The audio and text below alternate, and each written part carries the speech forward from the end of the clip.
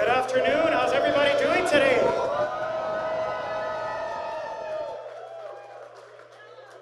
Welcome to SAVE headquarters and welcome to Miami.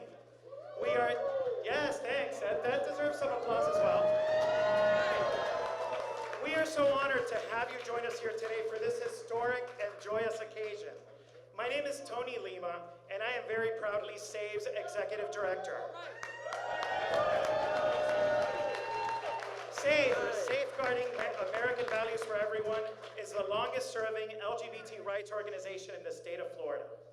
In the last 25 years, SAVE has been at the helm of some of the biggest strides our state has made towards equality. From electing our first openly gay state legislator, David Richardson, to directly making marriage equality a reality in 2015, and to the hundreds of elected officials who credit SAVE with their wins throughout the years, and our crucial work continues. When you consider that Florida still has no statewide protections from discrimination for LGBTQ people, and that transgender women of color are losing their lives on a daily basis, this calls for an all-out counterattack to change our state for the better. We're here today because this is a critical election, not just a midterm election. This is Judgment Day. We must win this race for governor, and the path to victory for equality runs right through South Florida. Our strength is in our diversity, and finally, after 18 years, we have the duty to elect a progressive governor that represents us all, no matter where we're from or who we love.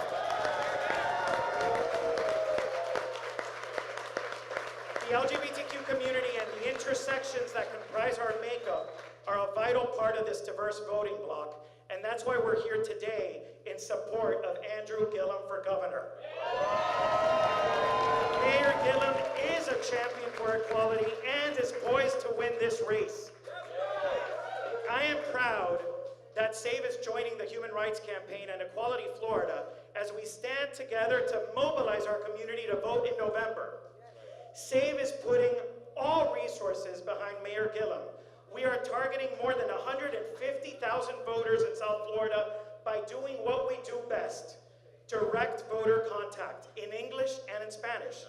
SAVE's ground game is strong. We will knock on doors, we will make calls, we will engage our local media, we will send mailers, we will do whatever it takes to ensure that our voters know that Mayor Gillum is our guy. And on November 6th, my friends, we will win.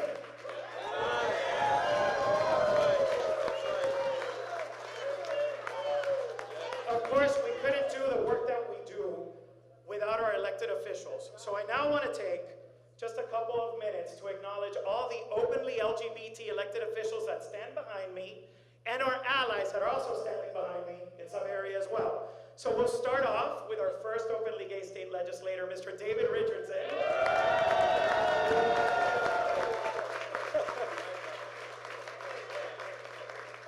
State Representative Chevron Jones. State Senator-elect Jason Pizzo. Miami-Dade Public Defender Carlos Martinez. North Miami Councilman Scott Galvin. El Portal Councilman Harold Mathis Jr. Haverhill Councilman Daniel Sohn.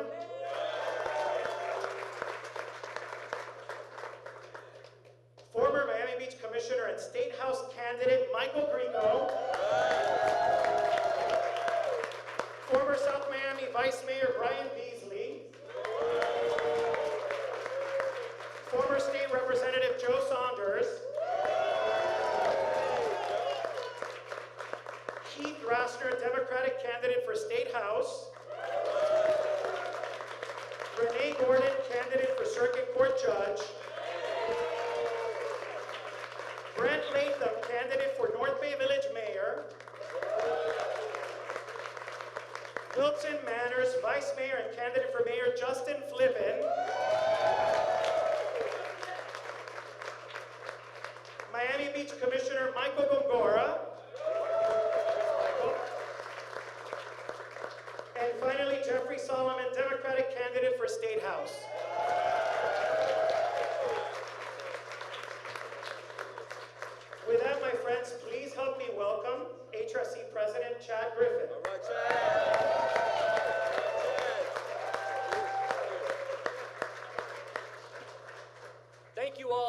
much for being here. How are we doing, Florida?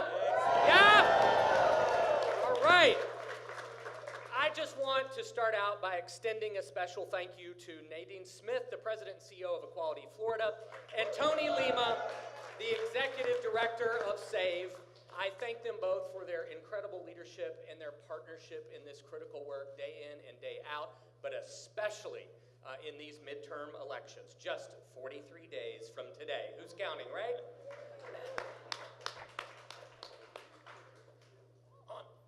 On behalf of the Human Rights Campaign and our more than 3 million members and supporters, we are here today because the stakes in this election couldn't be any higher.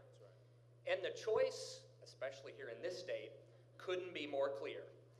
And with our very democracy at stake, we need every American, every voter here in this critical state, to go to the ballot box this fall and elect lawmakers who will pull the emergency brake on this runaway administration and their dangerous and hateful agenda.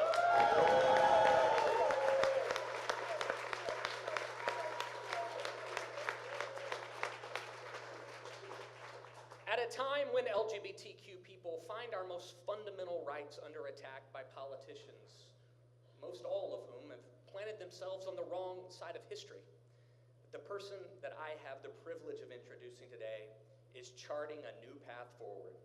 He's a proven leader who's been our ally throughout his years in public life and on issue after issue, from LGBTQ equality to common sense gun safety reform in the wake of the tragedies at Pulse and Parkland. He has shown tremendous leadership in fighting for all Floridians. We especially need his leadership here in Florida, at the center of a national epidemic of violence targeting transgender women, most all of whom are trans women of color.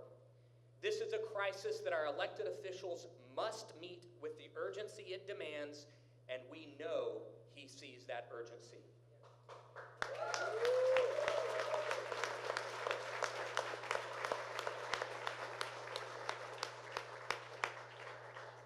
And on the other side, his opponent has spent his time in Congress attacking, literally, our most fundamental and basic rights. Ron DeSantis scored a perfect 0 on HRC's latest congressional scorecard. Do you know how hard that is to score a perfect 0? You have to be really bad. And now he's running a campaign rooted in division, hate, and fear. But let me be clear today. The days of attacking LGBTQ people to stir up votes are over. Yes. And that's why the Human Rights Campaign is so proud today to endorse Andrew Gillum as the next governor of Florida.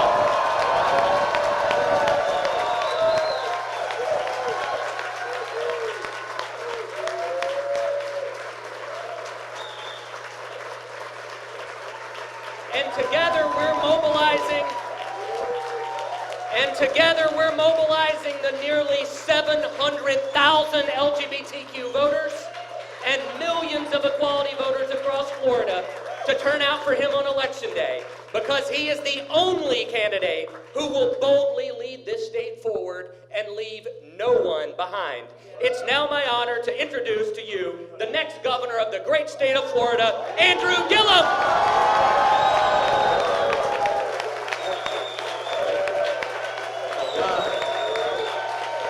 What's up, everybody? What's going on, everybody?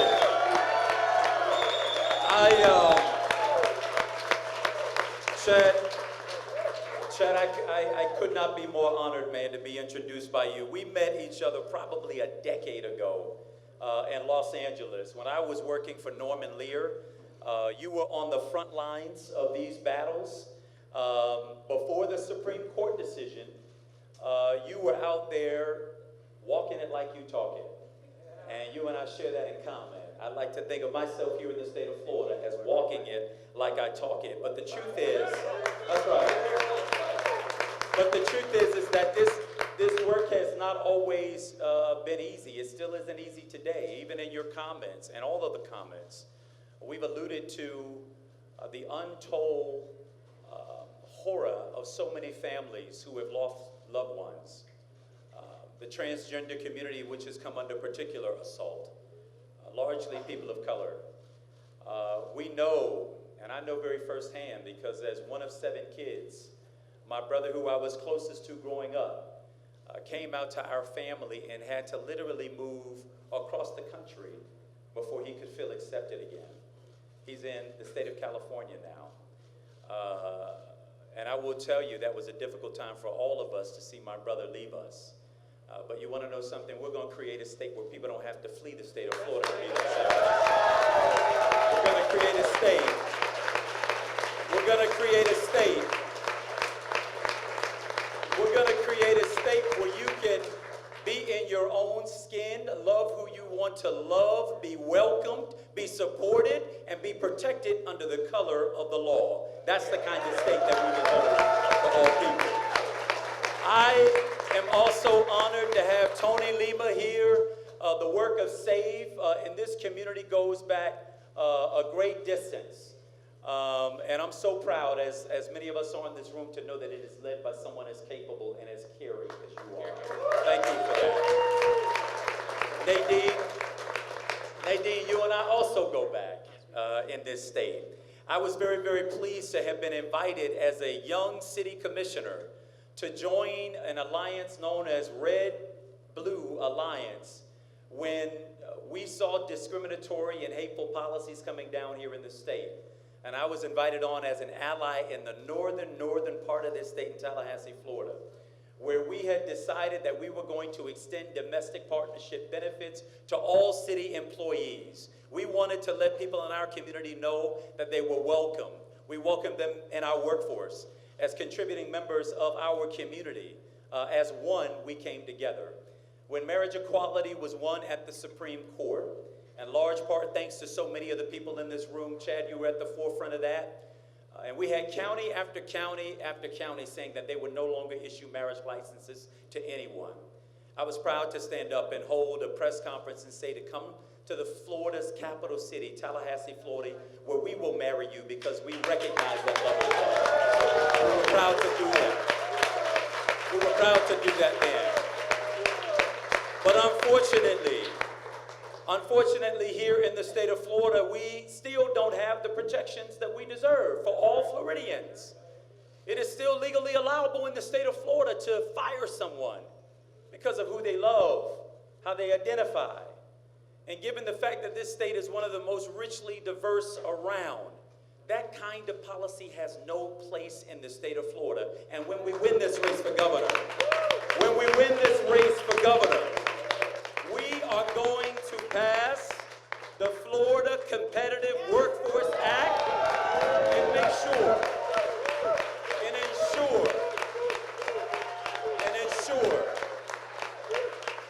that we protect all people here in the state of Florida.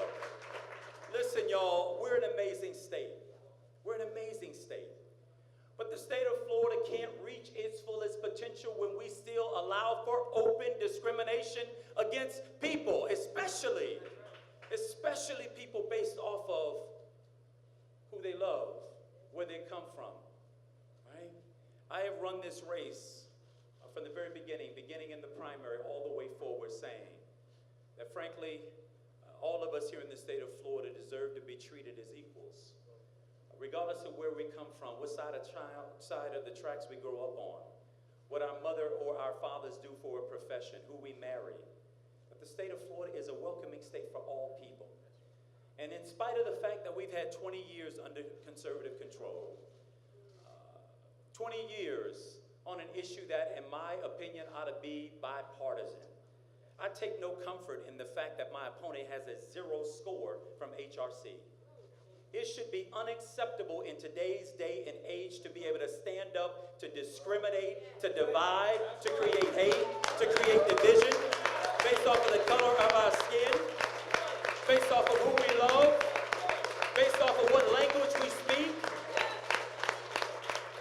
based off of what side of the track we live on. Ron DeSantis ought to be ashamed of that score. We ought to make him ashamed of that score. But guess what? In a few short days, in 43 days, but who's counting?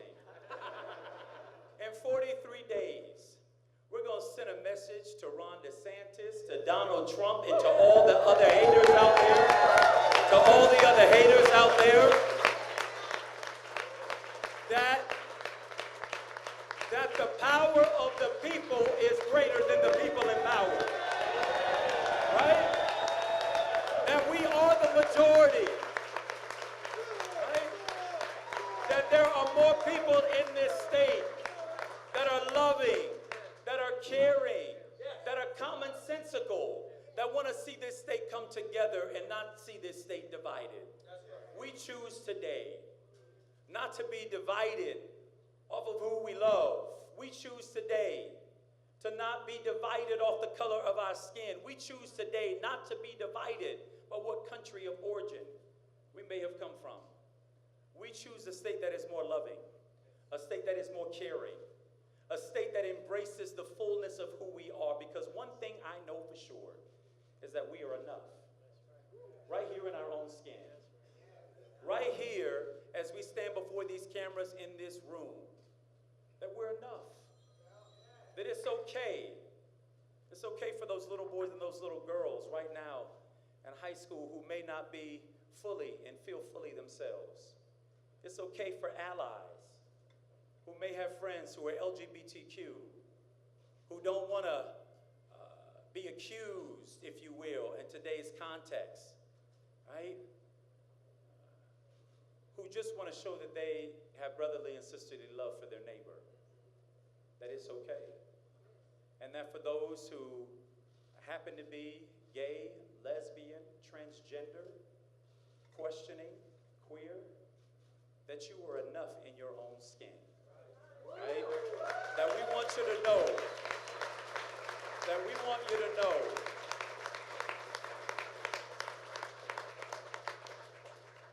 That we want you to know that far too many lives have been lost. Far too many people don't believe that they have value. Far too many people across this state and across this country just want to be taken for who they are. And we've got to create the kind of state that makes that possible for everyone. I'm committed to that.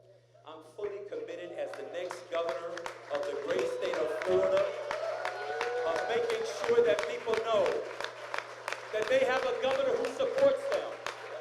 But better yet, they have a governor who sees them, who hears them, who understands, and is going to go to the mat to make sure that we do everything possible, everything within our power, to make them feel whole in their own skin. We're going to do that in the state of Florida. In my kids' school,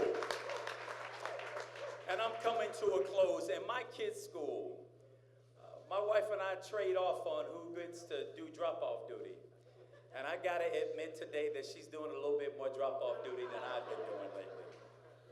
But when the school that our kids go to is focused on conscious discipline,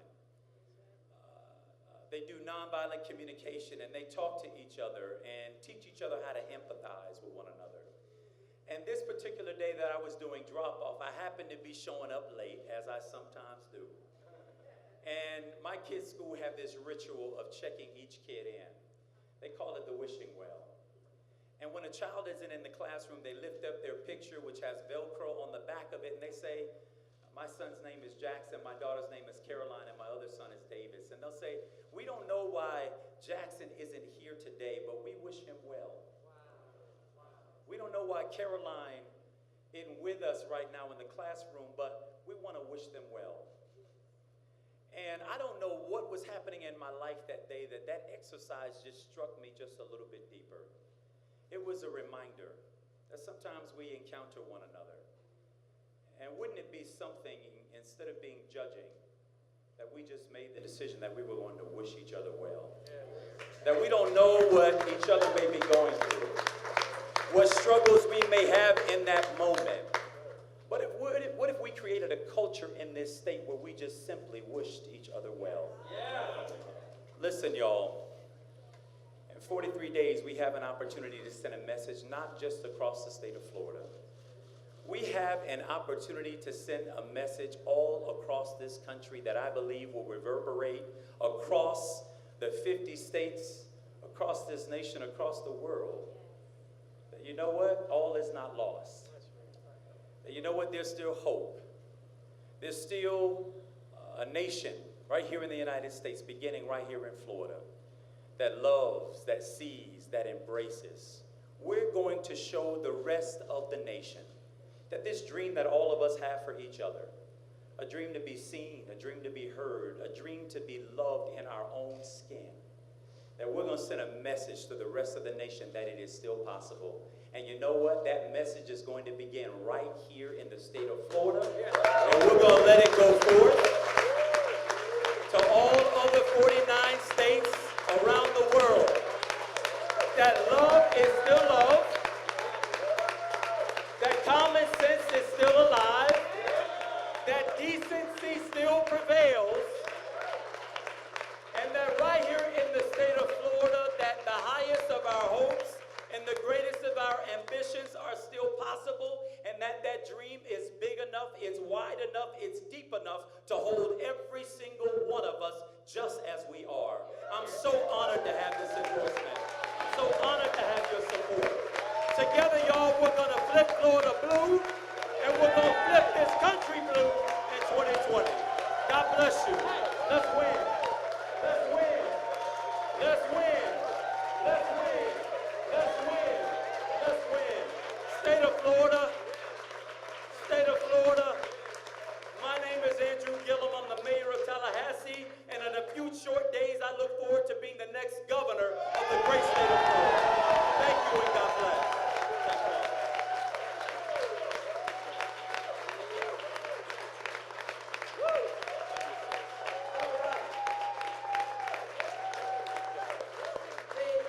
The excitement that you hear in this room as Equality Florida is the statewide LGBT organization, I can tell you that this excitement is all over the state of Florida, and you just got a glimpse of why. Now, sometimes during elections, folks have election conversions. They start running away from where they've stood. But I have known Mayor Gillum for a long time, before he was mayor, before he held any elected office, and there's never been a time that we have called on him where he has said no. There has never been a time when we've called on him when marriage, we were on the eve of marriage equality, and it was the Christmas holidays, and we reached out to politicians because some clerks were saying they weren't going to marry people. We reached out to politicians in North Florida and we said, will you stand with us? There was one person who returned that phone call. And when we said, can we go write an article for you that has you standing with us on marriage equality? He said, no, you don't have to ghostwrite it, I'll write it myself. And not only did he stand up at that moment, he invited anyone who was refused the right to marry by their clerk in their community to come to his office, and he'd marry them on the spot. That is the men that we have, for the first time, someone who sees our community, respects our community, will stand with our community, and will fight like hell for our communities. And so, my job is to do this. My job is the call to action. So let me tell you, over the next 43 days, Equality Florida is all in for Andrew Gillum. We are all in. And I'll tell you more than that, the pro-equality vote, not just the LGBT community, but our allies, the people who stand with us, who have said to our opposition, we will no longer let you put a target on the back of the transgender community, we're going to fight back. The people, our allies who have stood with us, and they've said we will no longer allow Florida to be defined by the most fearful and hateful voices in Tallahassee. Those people are standing with us, and they're going to fight back. It's going to be the pro-equality vote that brings it home for you. And this week, in addition to the PAC endorsing Mayor Gillum, standing here with you today, we are going to launch the biggest campaign for the LGBT community ever in support of a gubernatorial candidate, because finally we have one that we can support with our whole heart, with no apology. And many of you will begin to see these dropping in your inbox, in your mailbox, and you know, the contrast could not be more stark. Not only in the opponent that Mayor turned his back on us when 49 LGBT people were murdered at Pulse, who has turned his back on us when 5 Black transgender women have been murdered in the state of Florida since February. A quarter of the murders in the country have happened here in Florida, and our governor is nowhere to be seen. He refuses to lead. He breaks his promises, the few that he makes to our community. We have a governor. We will have a governor in 43 days. I'm just getting used to it. I'm just getting used to it. We will have a governor who will never, ever turn his back on us. And in addition to a massive mobilization that targets 500,000 voters who usually don't vote in the midterms, or if they vote, they don't pay much attention. They will only be motivated by this bright line distinction between somebody who opposes marriage equality and somebody who's already stood up time and time again for marriage equality, who understands, when they understand this is the litmus test issue for them. And we're going to reach them by phone, we're going to reach them through digital, and we're going to reach them by mail. We are going to make sure no one who cares about LGBT equality has an excuse to stay home. So my message to everybody here is simple. Andrew Gillum is ahead in the polls, but polls don't vote. And every single one of us here knows somebody who didn't vote last midterm, didn't think their vote counted, has become cynical, doesn't believe. It's your job to get them to the polls. It is your job to bring the energy you feel in this room right now and fire up the community you're in. I see folks came from Broward and other parts of the state. We're going to have a fundraiser October 8th in Broward. We're going to raise $200,000 to help put this man in the governor's mansion.